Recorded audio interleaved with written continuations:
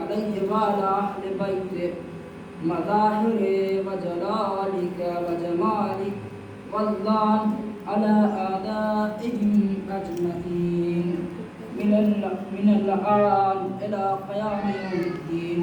أما بعد فقد قال الله تبارك وتعالى في كتابه المجيد وهو أصدق الصادقين وقوله الحق. بسم الله الرحمن الرحيم. قل لا أسألكم عليه أجرا إلا المودة في القربى. صلوات اللهم صل على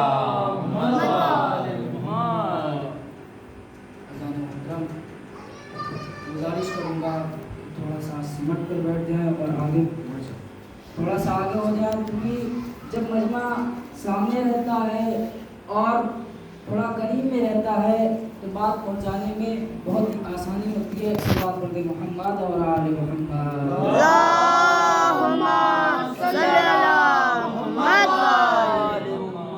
محترم، جو کہ میں آپ کو یہ صاف صاف بتا دوں کہ میں کچھ تیاری نہیں کر پایا ہوں، بس جتنا کچھ مجھے معلوم ہے وہی اتنا میں دے سکتا ہوں. چونکہ تیاری کیا ہوتا تو اس کا معیار اور ہوتا، اب کا معیار اور ہے. چونکہ پہلے سے کنفرم نہیں تھا کہ مجلس ہونی ہے یا نہیں ہونی ہے، ابھی معلوم ہوا ہے. میں نے کہا ٹھیک ہے، بچوں کی حوصلہ افزائی کے لیے میں نے کہا ٹھیک ہے. عزیزان محترم، جیسا کہ میں نے جس آیت کریمہ کی تلاوت آپ کے سامنے کی، اس میں اللہ یہ ارشاد فرما رہا ہے قُل لَا أَسْأَلُكُمْ عَلَيْهِ أَجْرًا إِلَّا الْمَوَدَّةَ فِي الْقُرْبَى. اگر اس لفظ مودت پہ آپ ذہن ڈالیں گے، دماغ ڈالیں گے، دماغ لگائیں گے، غور کریں گے، فکر کریں گے، تو آپ کو پتہ چلے گا کہ لفظ مودت محبت کے معنی میں آتا ہے. اللہ نے لفظ مودت کیوں یوز کیا؟ اللہ چاہتا تو لفظ محبت بھی یوز کر سکتا تھا. جیسے اللہ نے کہا الا المودۃ فی القربى، اللہ کہہ دیتا الا المحبۃ فی القربى. اللہ نے لفظ محبت کیوں نہیں یوز کیا، لفظ مودت یوز کیا؟ لفظ محبت نے کیوں نہیں یوز کیا، لفظ مودت کیوں یوز کیا؟ کیونکہ اللہ بھی چاہتا تھا دیکھو لوگ خاص ہوتے ہیں، ایک عام ہوتے ہیں، لہذا مودت میں خصوصیت پائی جاتی ہے، محبت میں عمومیت پائی جاتی ہے. محبت ہر کسی کے لیے یوز کیا جاتا ہے، مگر اللہ نے لفظ مودت یوز کر کے بتا دیا دیکھو یہ کچھ خاص ہے، اس لیے میں نے یہاں پہ مودت یوز کیا، لفظ محبت نہیں یوز کیا. ظاہر محترم، اللہ نے لفظ مودت یوز کیا. قُل لَا أَسْأَلُكُمْ عَلَيْهِ أَجْرًا إِلَّا الْمَوَدَّةَ فِي الْقُرْبَى. ظاہر محترم، یہ فرش ادا بچھا کے ہم غم مناتے ہیں، سینہ زنی کرتے ہیں، 2 مہینے 8 دن کرتے ہیں، مقصد حسین سب کو بتاتے ہیں، خود بھی عمل کرتے ہیں، جہاں تک ہو سکتا ہے خود بھی عمل کرتے ہیں، لوگوں تک مقصد حسین پہنچاتے ہیں. مگر عزیزان محترم، یہ ہماری عزاداریاں قبول کیوں نہیں ہوتی؟ اللہ کے پاس سے ٹکرا کے واپس چلی جاتی ہیں. ایسا کیوں؟ کہاں خلوص نہیں ہوتا، خلوص سے ہم نہیں کرتے. بعض جگہوں پہ ہوتا ہے جہاں پہ زیادہ آبادیاں ہوتی ہیں، خیر یہاں پہ تو ہمارے یہاں پہ نہیں ہے، لیکن بعض جگہوں پہ ایسا ہوتا ہے کہ ایک دوسرے کی ٹکر میں فلاں نے ایسا کیا میں اس سے بھی بڑھ کے کروں گا، خلوص ختم ہو جاتا ہے، اس لیے قبول نہیں ہوتا. دعائیں بھی اسی لیے قبول نہیں ہوتی کیونکہ اس میں بھی خلوص نہیں ہوتا. چھٹے امام جعفر صادق علیہ السلام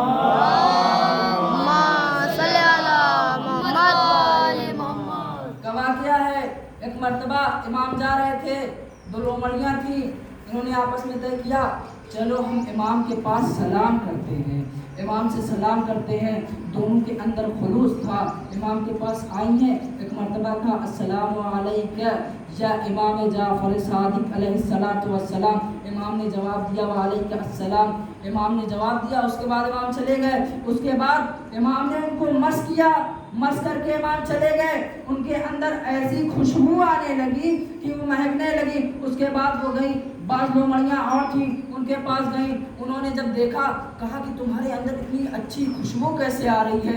एक मर्तबा जब उन लोमड़ियों ने पूछा तो उस लोमड़ी ने, उन दो लोमड़ियों ने बताया कि हम गए थे, इमाम से सलाम किया, इमाम ने हमारे ऊपर हाथ फेरा और हम वहाँ से वापस लौट के आ रहे हैं। एक मर्तबा जैसे ही ये कहा, उन्होंने कहा चलो हम भी इमाम से सलाम करते हैं, इमाम हमारे ऊपर दस्ते शफ़क़त पेश करेंगे, उसके बाद हम भी महकने लगेंगे।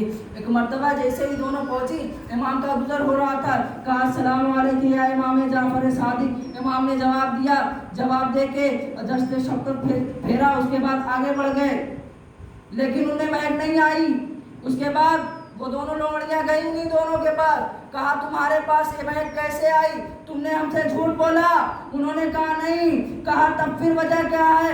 कहा देखो हम खुलूस से गए थे, तुम महकने के लिए गए थे, लिहाजा अगर खुलूस होगा तो अहले बैत की मोहब्बत भी मिलेगी, शफकत भी मिलेगी और कबूलियत भी होगी। एक सलवात पढ़े मोहम्मद और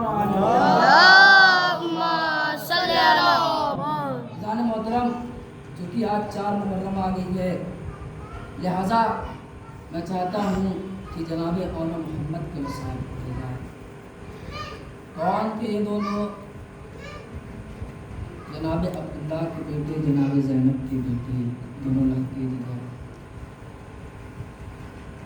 दोनों छोटे छोटे बच्चे थे।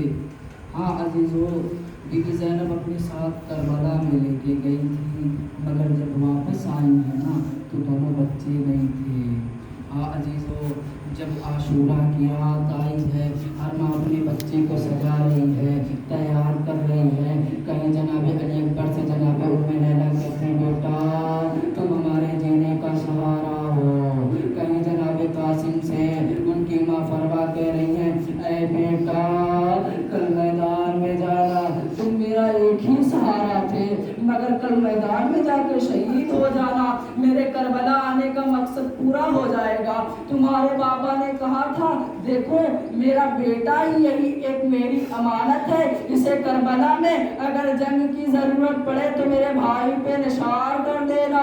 एक मर्तबा बीवी ने कहा बेटा देखो कल मैदान में जाना और उसके बाद शहादत पेश करना।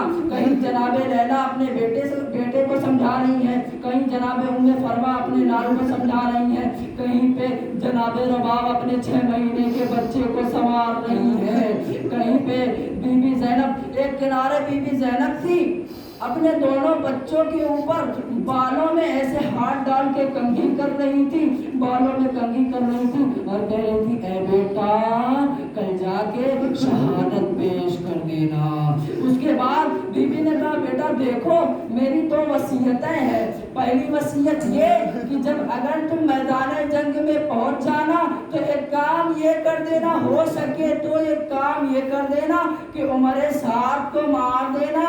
और दूसरी वसीयत ये बेटा वहीं पे नहरे फुरात है, फुरात के पास जाना, पानी न पीना क्योंकि मामू के बच्चे प्यासे हैं, भैया असगर प्यासा है, अरे छोटे छोटे बच्चे प्यासे। देखो बच्चों तुम पानी ना पीना, जाना तो जरूर मगर पानी ना पीना। अजीजों सुबह आशूरा आई, दोनों बच्चे एक मर्तबा तड़प रहे हैं, मामू से इजाजत ले रहे हैं, उसके बाद फिर आ जा रहे हैं। एक मर्तबा बीबी ज़ैनब ने कहा बच्चों तुम अभी तक नहीं गए। एक मर्तबा बच्चों ने कहा माम कैसे जाए, मामू इजाजत नहीं देते। बीबी ज़ैनब ने भैया अब्बास को बुलाया, कहा ए भैया जाके मेरे भाई हुसैन से कह दो कि बस मेरे पास यही 2 अमानतें हैं। भैया अब्दुल्ला ने कहा है कि आका हुसैन की राह में शहादत, आका हुसैन के लिए इनको शहीद कर देना। अब्दुल्ला ने भेजा है, अब्दुल्ला ने कहा इन्हें वापस ना लेके आना, अगर जंग की जरूरत पड़े तो इन्हें भी शहीद कर देना।